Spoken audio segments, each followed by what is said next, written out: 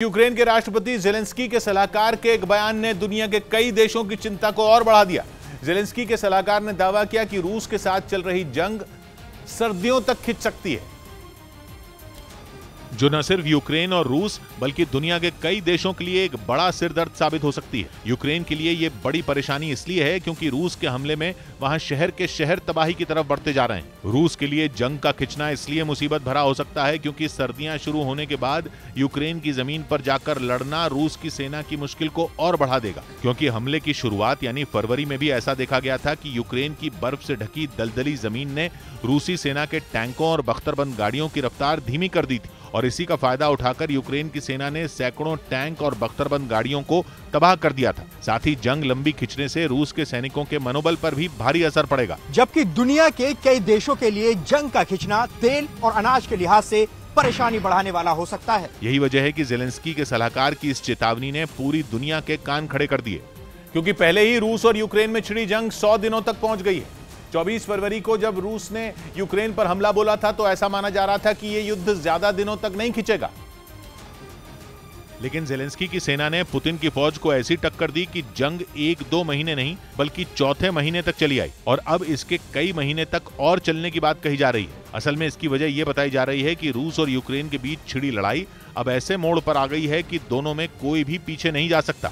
कहा जा रहा है कि रूस अगर पीछे हटता है तो फिर पूरी दुनिया में उसकी महाशक्ति वाली छवि धूल में मिल जाएगी। रूस की सेना के अजेय होने का पुतिन का घमंड चूर चूर हो जाएगा। वहीं दूसरी तरफ यूक्रेन इसलिए पीछे नहीं हट सकता क्योंकि ऐसे हालात में उसे रूस की किसी भी शर्त को मानना पड़ेगा।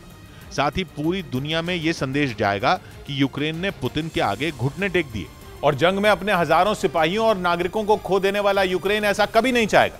लेकिन जेलेंस्की के सलाहकार के बयान से एक सवाल जरूर खड़ा हुआ कि आखिर यूक्रेन किसके दम पर इतने लंबे वक्त तक जंग लड़ने की बात कर रहा है, क्योंकि अब तक युद्ध में रूस ने यूक्रेन को कई मोर्चों पर मात देने का दावा किया है। रूस ने उसके बंदरगाह वाले शहर मारियोपोल पर कब्जा करके काला सागर में ऐसी किलेबंदी की कि यूक्रेन का निर्यात करीब करीब ठप पड़ गया।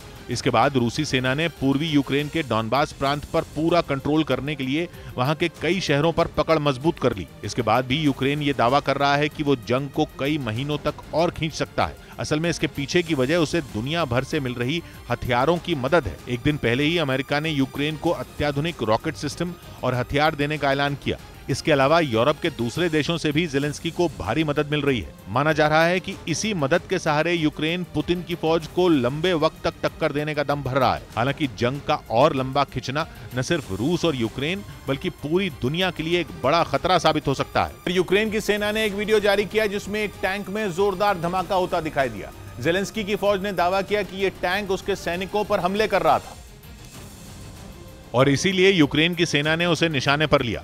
सामने आए वीडियो में जंगल के बीच एक टैंक खड़ा दिखाई दिया। दावा किया गया कि यह टैंक रूस का था जो छिपकर यूक्रेन पर हमले कर रहा था। सब कुछ ठीक चल रहा था, लेकिन यूक्रेन की सेना ने टैंक को ढूंढ निकाला और उस पर बम बरसाने शुरू कर दिए। जैसे ही टैंक पर एक बम गिरा, उसके परखचे उड़ गए। विस्फोट इतना जोरदार था कि ऐसा लगा मानो ज्वालामुखी फूटा हो। यूक्रेन ने दावा किया कि उसने इस हमले में न सिर्फ टैंक को तबाह किया बल्कि कुछ रूसी सैनिकों को भी उसने मार गिराने की बात कही।